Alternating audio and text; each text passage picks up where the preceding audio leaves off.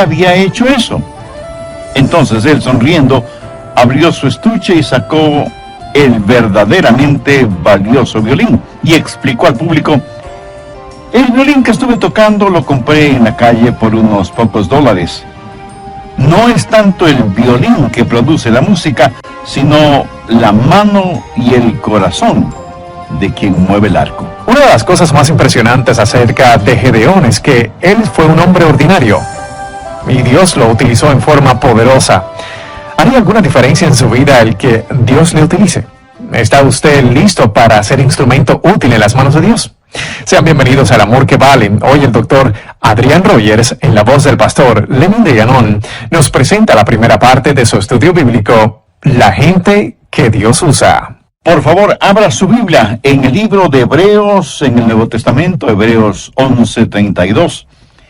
Este capítulo es una impresionante lista de campeones de la fe. Y en el verso 32 leemos: ¿y qué más digo?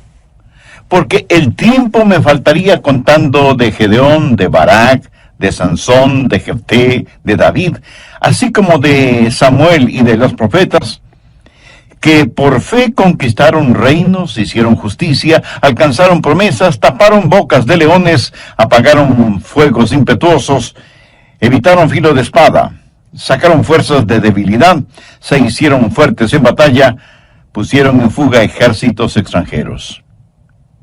Vamos a tomar algunos de esos nombres aquí y hoy hablaremos de Gedeón. Una de las cosas que me impresiona acerca de Gedeón es que él fue un hombre ordinario y Dios lo utilizó en forma poderosa.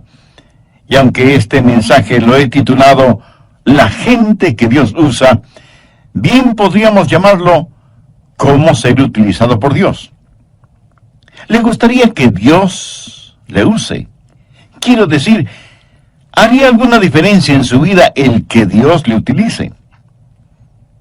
En la famosa tira cómica Peanuts, o Charlie Brown, el pequeño Lino estaba molestando a Lucy y le decía: cuéntame una historia, cuéntame una historia, cuéntame una historia. Finalmente Lucy, desesperada, le dice: está bien, está bien. Había una vez un hombre que nació, vivió y murió. Y luego se cayó y siguió su camino. Y Lino comenta, como para ponerse a pensar, ¿verdad? Amigo, ¿va a ser eso verdad acerca de usted? Nacer, vivir y morir. Existir para vivir y vivir para existir. ¿Es eso todo en su vida? Escuché de un hombre llamado Willy que trabajaba para una organización. Un día Willy murió y alguien fue a la oficina donde Willy trabajaba y dijo: me gustaría aplicar para ocupar el puesto de Willy, que él dejó vacante. Y le contestaron: Willy no dejó ningún puesto vacante. Qué triste, ¿no le parece? Y me pregunto, ¿cuántos de nosotros no dejaremos ningún puesto vacante cuando vayamos hacia la eternidad? ¿Hace alguna diferencia el que usted viva? ¿De qué sirve su vida frente a los demás? ¿Cuál es la clase de personas que Dios usa? Bien, vamos al capítulo 6 de Jueces para encontrarnos con Gedeón. Permítame darle el trasfondo de esta historia. Eran días difíciles en Israel. El diablo estaba como león rugiente y los enemigos de Dios estaban ganando victoria tras victoria. Parecía que el pueblo de Dios aparentemente había tirado la toalla. Ya no cantaban firmes y adelante. Y todo lo que trataban de hacer era permanecer con vida. Y creo que así está nuestra presente generación. Y estamos esperando milagros. Eso es lo que dijo Gedeón. ¿Dónde están los milagros de los cuales hemos oído? La presente es una generación que en verdad no espera que Dios haga milagros. Es una generación que dice: Pobre Dios, ya no es lo que solía ser, ya no tiene el poder que antes tenía, ya no salva multitudes, ya no destruye ciudades, ya no pone al mundo de cabeza. Parece que Dios está viejo y enfermo, su mano se ha debilitado, su oído ya no escucha, sus ojos ya no ven. Pobre Dios. No, mi amigo, no. Dios sigue siendo Dios. Y necesitamos entender que no hay ningún indicio en las Escrituras que diga que no podemos tener un poderoso avivamiento en esta época en que vivimos. Es cierto que la mayoría de personas no creen eso. Cuando se habla de avivamiento, la gente sencillamente sonríe y dice que más bien está esperando el retorno de Jesús. Yo, como predicador de la palabra de Dios, quiero decirle que nunca ha habido una mejor época que esta para la predicación del glorioso Evangelio de Jesucristo. Y quiero decirle algo más. Dios le quiere a usted, señor. A usted, señora. A ustedes, jovencitos y niños. Dios los quiere en medio de todo esto porque Dios tiene un plan para su vida. Y debemos dejar de estar quejándonos y lloriqueando por estar viviendo en estos días de desafío. Jueces 6, desde el verso 11. Y vino el ángel de Jehová y se sentó debajo de la encina que está en Ofra, la cual era de Joás Abieserita. Y su hijo Gedeón estaba sacudiendo el trigo en el lagar para esconderlo de los madianitas. Y el ángel de Jehová se le apareció y le dijo: Jehová está contigo, varón esforzado y valiente. Estas palabras del ángel seguramente sorprendieron a Gedeón porque él ciertamente no se consideraba ni esforzado ni valiente. La verdad es que él tenía mucho miedo por todo lo que estaba sucediendo. Mire la respuesta de Gedeón en el verso 13. Y Gedeón le respondió: Ah, Señor mío, si Jehová está con nosotros, ¿por qué nos ha sobrevenido todo esto? ¿Y dónde están todas sus maravillas que nuestros padres nos han contado, diciendo: ¿no nos sacó Jehová de Egipto? Y ahora Jehová nos ha desamparado. Estoy seguro que hay muchos en la actualidad que sienten de la misma manera. Oh, cuán maravillosos fueron los tiempos pasados, cuando Dios se manifestaba tan poderosamente, pero ahora Dios nos ha dado las espaldas, Dios nos ha olvidado. ¿Sabe lo que Gedeón estaba tratando de hacer? Estaba tratando de culpar a Dios por todos los problemas. Gedeón estaba esperando en Jehová, pero la verdad es que Dios estaba esperando en Gedeón. Gedeón dijo: y ahora Jehová nos ha desamparado y nos ha entregado en mano de los madianitas. Y mirándole Jehová le dijo: ve con esta tu fuerza. Aquí tenemos a un hombre muerto de miedo, a quien Dios le llama hombre de valor, y le dice: ve con esta tu fuerza y salvarás a Israel de la mano de los madianitas. ¿No te envío yo? Entonces le respondió: ah, Señor mío, ¿con qué salvaré yo a Israel? He aquí que mi familia es pobre en Manasés, y yo el menor de la casa de mi padre. Jehová le dijo: ciertamente yo estaré contigo, y derrotarás a los madianitas como un solo hombre. En otras palabras, Dios le dijo a Gedeón: Gedeón, tengo un trabajo para ti, porque eres un hombre de valor. Pienso que Gedeón habrá respondido: Señor, ¿estás seguro que te refieres a mí? De todas las familias y tribus de Israel, mi tribu es la última, y mi familia la más pobre, y yo soy el menor de mi familia, y dices que quieres usarme. Sí, Gedeón, voy a usarte. Ahora présteme atención. No se atreva nunca a decir que Dios no puede usarle. Eso es como insultar a Dios. Si usted es un hijo o hija de Dios, nunca se considere una persona ordinaria. Y quiero compartir con usted 5 características de la gente que Dios usa. Primero, Dios usa gente común. Jueces 6, los versos del 14 al 16. Y mirándole Jehová le dijo, ve con esta tu fuerza, y salvarás a Israel de la mano de los madianitas. ¿No te envío yo? Entonces le respondió, Señor mío, ¿con qué salvaré yo a Israel? He aquí que mi familia es pobre en Manasés, y yo el menor de la casa de mi padre. Jehová le dijo, ciertamente yo estaré contigo, y derrotarás a los madianitas como a un solo hombre. Aquí está este temeroso agricultor, pero Dios le dice que es hombre de valor. ¿Por qué? Porque Dios no veía a Gedeón como él se veía. Dios veía lo que podía hacer Gedeón con el poder de Dios. Verá, no es lo que usted es por usted mismo.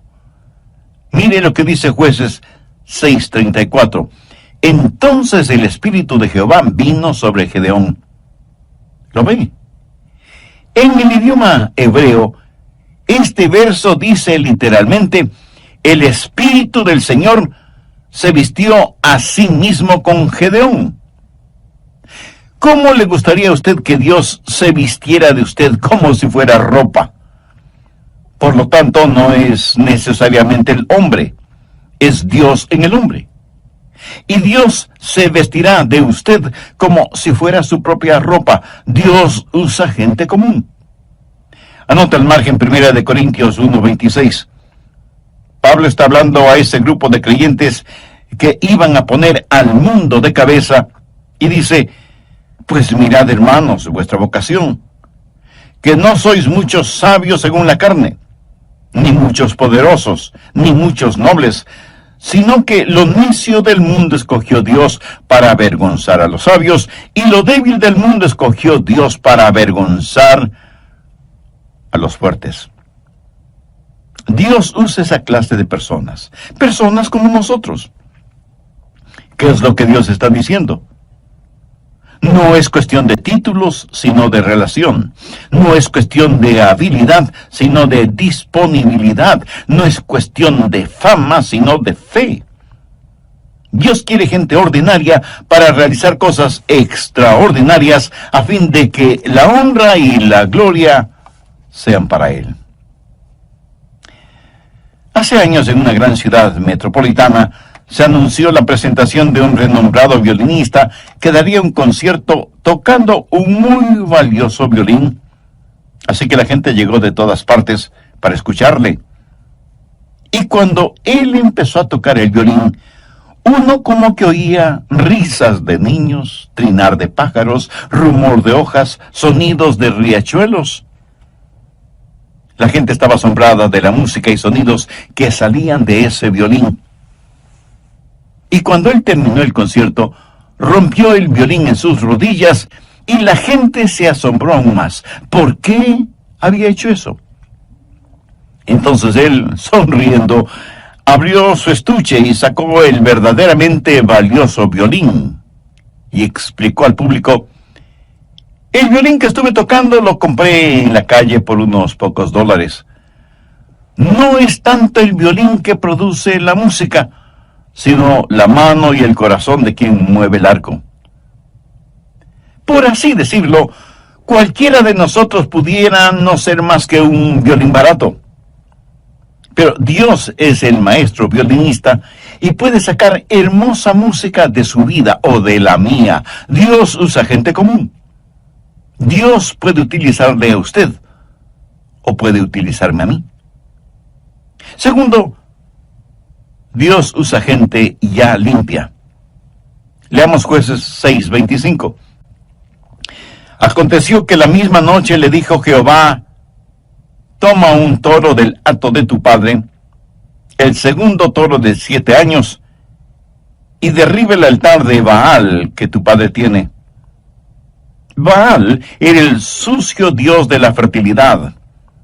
Ellos sacrificaban sus hijos a esa deidad. Cometían fornicaciones y adulterios en nombre de Baal. Era el dios de la sexualidad.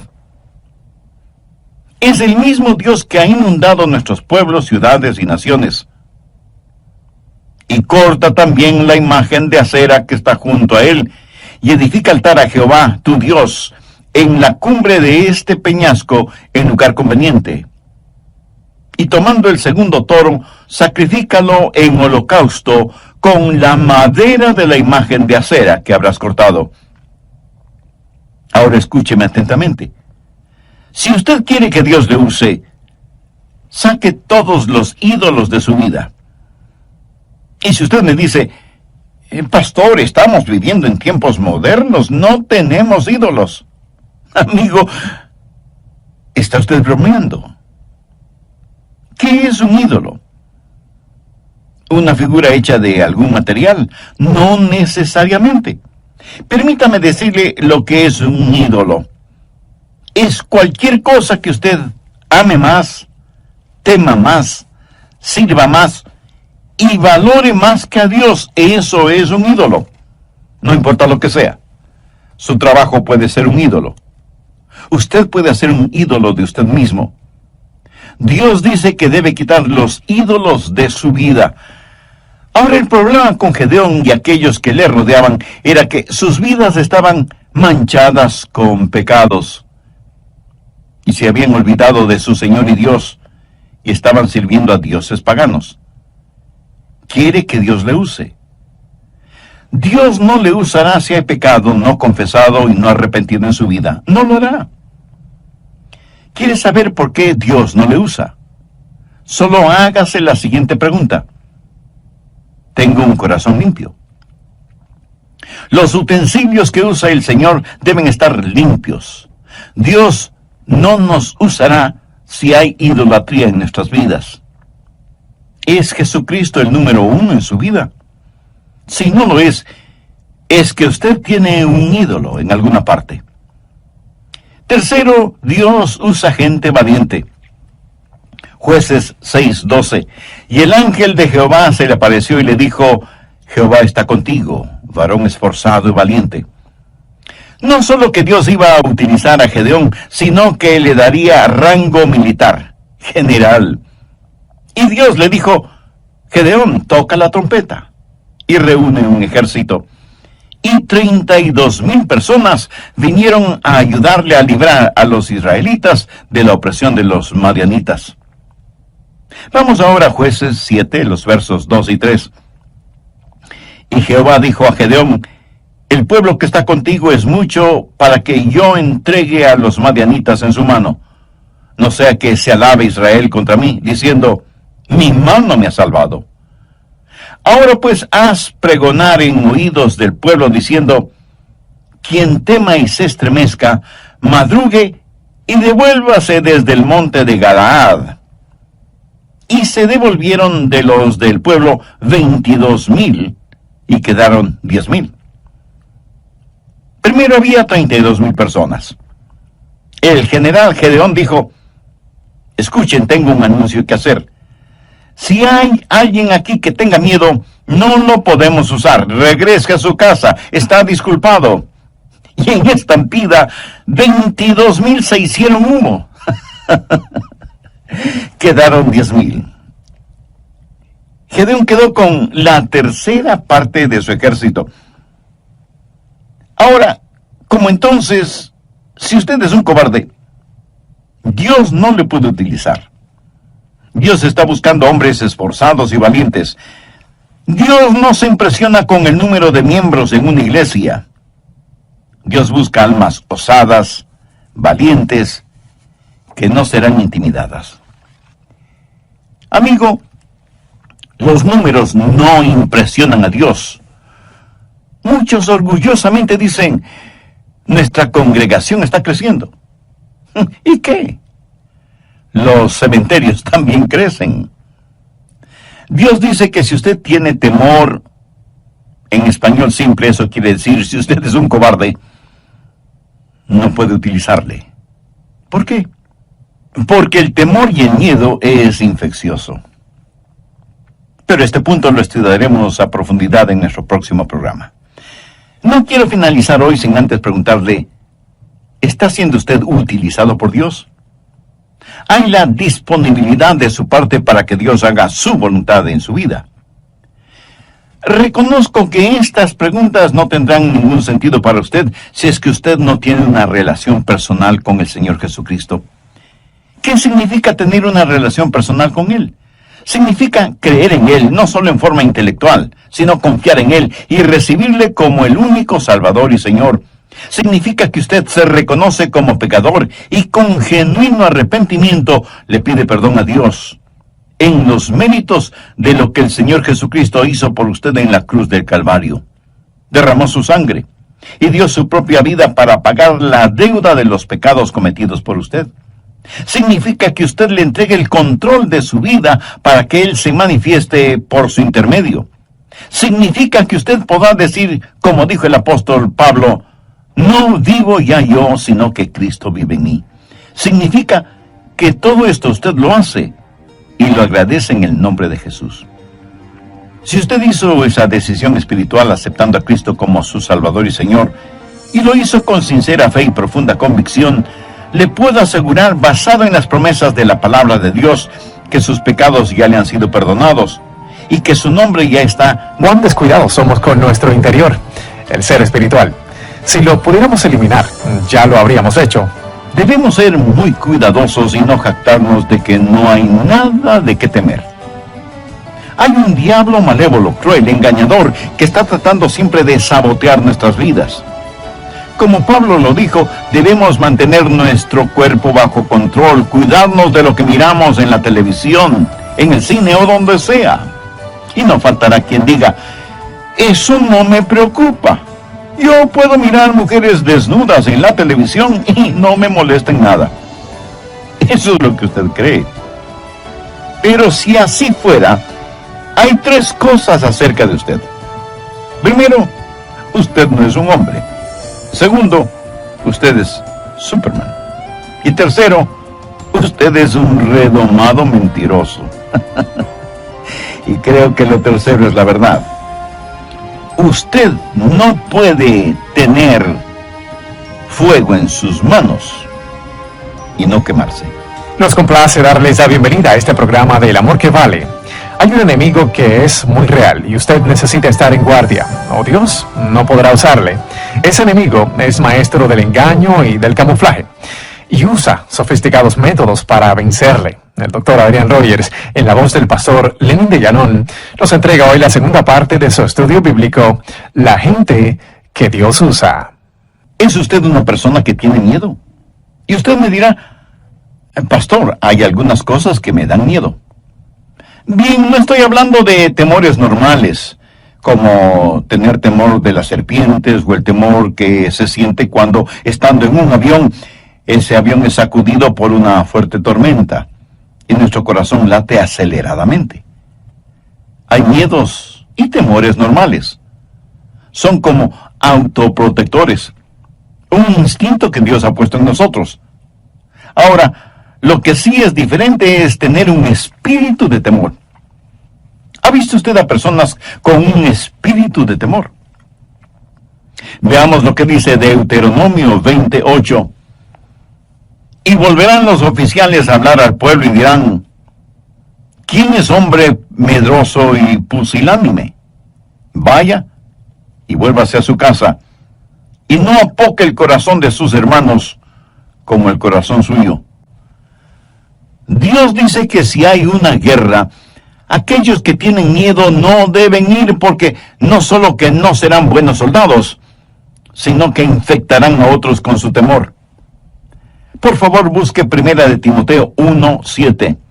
Porque no nos ha dado Dios espíritu de cobardía, sino de poder, de amor y de dominio propio. ¿Qué es un espíritu de temor? Es como una neblina, simplemente está ahí, suspendido en el aire.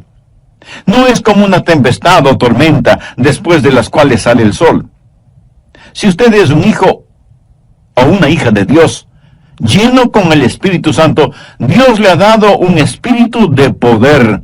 Jesús dijo, recibiréis poder cuando haya venido sobre vosotros el Espíritu Santo. Permítame preguntarle, ¿ama usted al Señor? Dios nos ha dado el espíritu de poder y de amor y de dominio propio, Y esa expresión dominio propio literalmente significa una mente que no puede ser avasallada, una mente que ve las cosas como son, que no tiene miedo de fantasmas, ni del siniestro ministro del miedo que es el diablo mismo. Sea lleno del Espíritu Santo y usted tendrá no solo la seguridad de que Dios podrá usarle, sino que también descubrirá que tiene una valentía fuera de lo común. Cuarto, Dios usa personas cautas. Estoy seguro que de inmediato usted me dirá que eso es contradictorio. Pues no lo es. Veamos Jueces 7, los versos del 4 al 8. Y Jehová dijo a Gedeón: aún es mucho el pueblo, llévalos a las aguas, y allí te los probaré. Y del que yo te diga, vaya este contigo, irá contigo. Mas de cualquiera que yo te diga, este no vaya contigo, el tal no irá. Entonces llevó el pueblo a las aguas, y Jehová dijo a Gedeón: cualquiera que lamiere las aguas con su lengua como lame el perro, a aquel pondrás aparte. Asimismo, a cualquiera que se doblare sobre sus rodillas para beber. Y fue el número de los que lamieron llevando el agua con la mano a su boca, 300 hombres. Y todo el resto del pueblo se dobló sobre sus rodillas para beber las aguas. Entonces Jehová dijo a Gedeón: con estos 300 hombres que lamieron el agua, os salvaré, y entregaré a los madianitas en tus manos. Y váyase toda la demás gente, cada uno a su lugar. Y habiendo tomado provisiones para el pueblo y sus trompetas, envió a todos los israelitas cada uno a su tienda, y retuvo a aquellos 300 hombres, y tenía el campamento de Madián abajo en el valle. Dios dijo: muy bien, Gedeón, has enviado a los temerosos a sus casas, pero hay que hacer otra prueba. Trae a tu gente junto a la fuente de Arod, y diles que beban. Este valle es muy caliente. Yo he estado en ese valle y junto a esa fuente.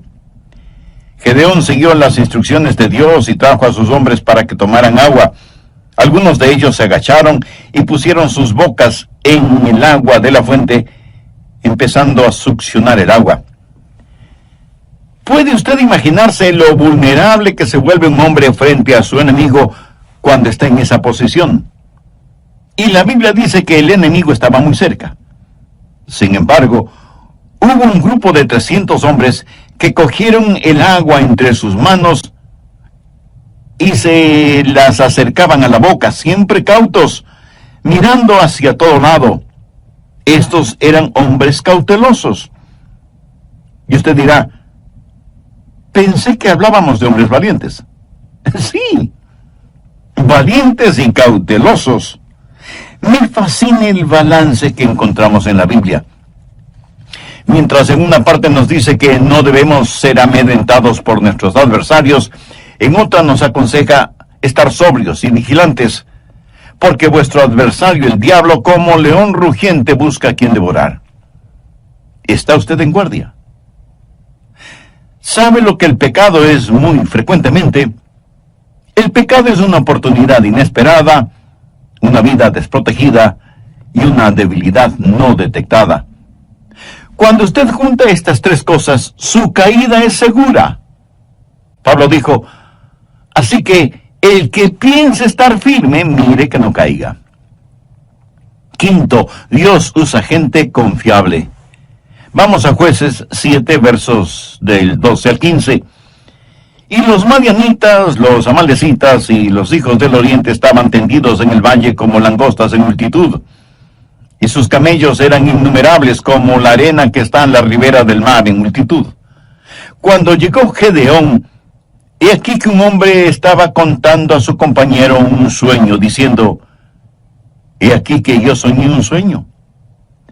Veía un pan de cebada que rodaba hasta el campamento de Madián, y llegó a la tienda, y la golpeó de tal manera que cayó, y la trastornó de arriba abajo, y la tienda cayó.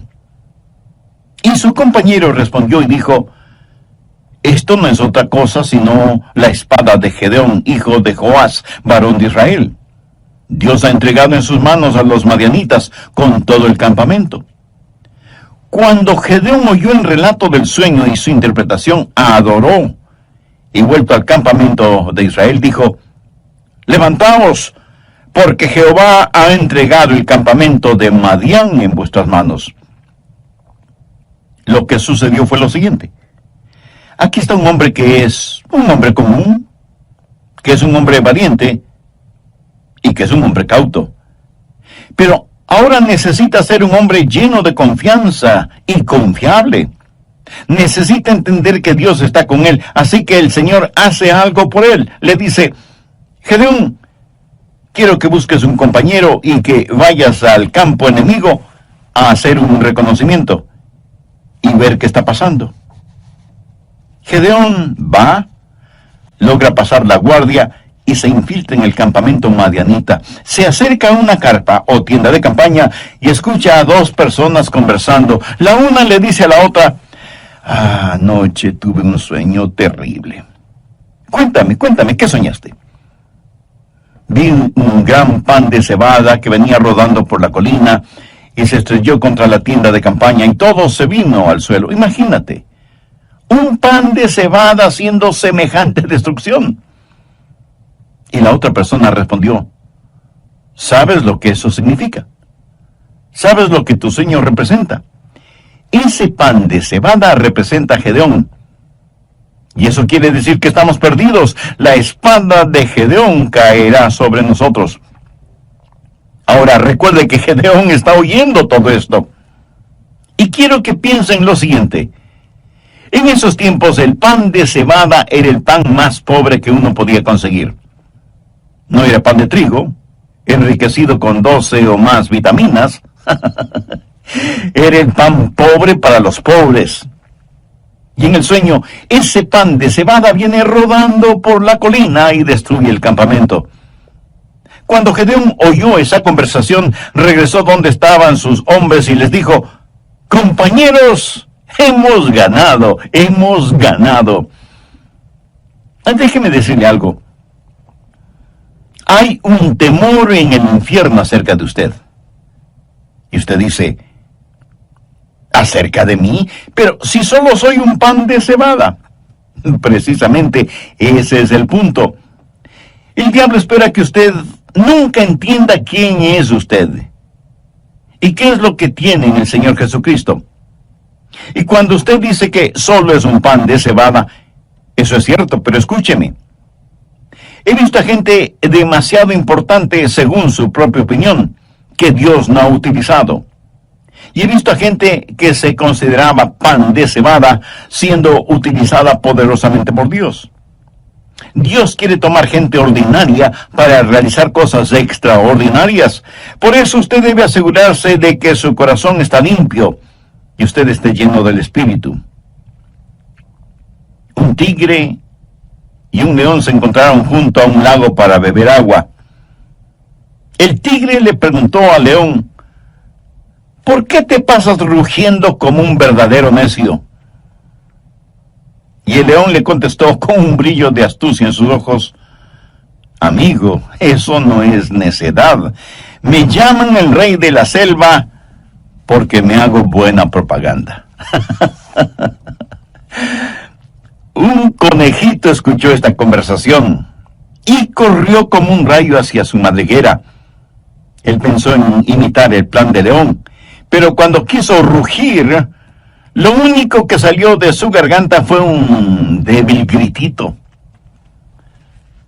Un zorro que pasaba por ahí en ese momento oyó ese gritito, se acercó a la madriguera para investigar y terminó comiendo un sabroso fricasé de conejo. Moraleja: cuando usted quiere hacerse propaganda, asegúrese de que tiene los atributos necesarios. Escuche, usted tendrá los atributos necesarios si su corazón está limpio y está lleno con el Espíritu Santo. Bien pudiera ser que usted sea solo un pan de cebada, pero Dios quiere usarle. El verdadero temor que hay en el infierno es porque uno de estos días los hijos de Dios van a descubrir qué es lo que son y qué es lo que tienen en el Señor Jesucristo. ¿Es usted conocido en el infierno? Ya veo su reacción. Pero, pastor, ¿cómo se le ocurre semejante cosa? Bueno, no se enoje. Solo era una pregunta. Yo sí quiero que mi nombre esté en la pizarra de anuncios del infierno. Quiero que haya un cartel con mi foto que diga: atención, este es Adrian Rogers, es muy peligroso. Y aunque solo es pan de cebada, es muy peligroso porque está armado con la espada de la palabra de Dios. Usted no puede tener su nombre en el salón de los campeones en el cielo, a menos que su nombre sea conocido y temido en el infierno. En el libro de los Hechos encontramos a unos hombres, de hecho, 7 hijos de un sacerdote judío llamado Esceva. Veamos Hechos capítulo 19, verso 13. Pero algunos de los judíos exorcistas ambulantes intentaron invocar el nombre del Señor Jesús sobre los que tenían espíritus malos, diciendo: os conjuro por Jesús, el que predica Pablo. Ellos no tenían un conocimiento personal de Jesús. Sabían acerca de él por la predicación de Pablo. Ahora ponga mucha atención al verso 15. Pero respondiendo el espíritu malo dijo: a Jesús conozco, y sé quién es Pablo. Pero vosotros, ¿quiénes sois? Por favor, no pase por alto las consecuencias de la falsa religión. Vea lo que dice el verso 16. Y el hombre en quien estaba el espíritu malo, saltando sobre ellos y dominándolos, pudo más que ellos, de tal manera que huyeron de aquella casa desnudos y heridos. Eso es religión de segunda clase. Ellos no dijeron: en el nombre de Jesús, a quien conocemos. Dijeron: en el nombre de Jesús, el que predica Pablo. Esa es religión de segunda clase. Usted no puede ir por ahí diciendo: en el nombre de Jesús, del cual predica el pastor Rogers. No. Amigo, su nombre necesita ser conocido en el infierno. Los demonios necesitan saber que usted es alguien, una persona ordinaria, pan de cebada, común, pero valiente, cauto, confiable, que está siendo usada por Dios. Dios les dio la victoria ese día. ¿Quiere usted vivir victoriosamente o simplemente se dirá de usted que nació, vivió y murió? ¿Qué diferencia hará usted en el mundo? ¿De qué va a servir su vida? Y por favor, no me venga con el cuento de que usted solo es una persona común, ordinaria. No me diga que es demasiado viejo, o demasiado joven, o demasiado pobre, o falto de educación formal. Recuerde que no muchos nobles, influyentes o poderosos son llamados. Y no lo son, no porque Dios no pueda ni quiera usarlos, sino porque sus intereses son muy personales y terrenales. Es cierto que a lo mejor Dios no le use a usted en la forma que utiliza a otra persona. Por favor, no sea celoso de la forma en que otras personas son utilizadas por Dios. Después de todo, esa es una decisión de Dios, no suya. Usted no puede escoger su lugar de servicio. Pero si usted se pone a las órdenes de Dios, Él le usará. Yo creo eso con todo mi corazón. Anhelo que usted también lo crea. Debemos pedir a Dios que nos ayude como personas y como iglesias para estar listos a pelear la batalla que todavía no vemos.